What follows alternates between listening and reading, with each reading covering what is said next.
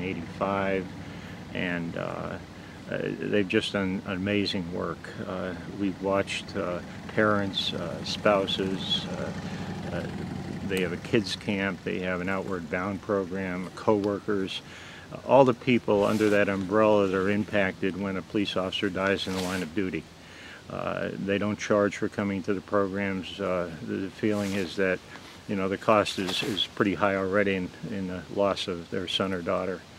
My wife and I have been working as counselors for the last 23 years. I started when I was still with the FBI, and we've just been amazed at you know, you have people coming that first year and they really feel their life is kind of over, and then they meet other parents who have been coming back for several years, and they find that you know, there is the possibility of living the rest of your life, and the resiliency that comes out of that is amazing.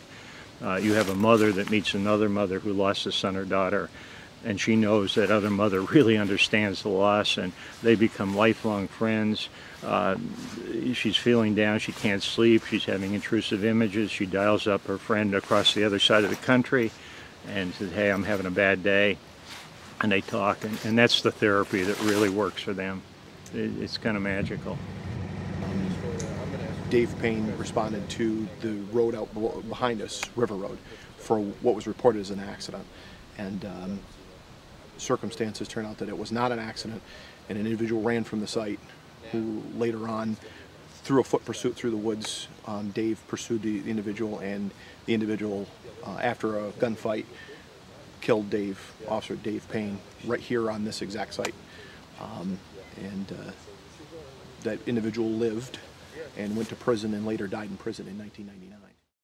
After David died, his father, Ray Payne, worked his entire life after that working with families of officers that were killed in the line of duty. Right. So he made that his life and his mission. So Ray and Barbara Payne, David's parents, became our parents. You know, the members of the police department, they took care of us.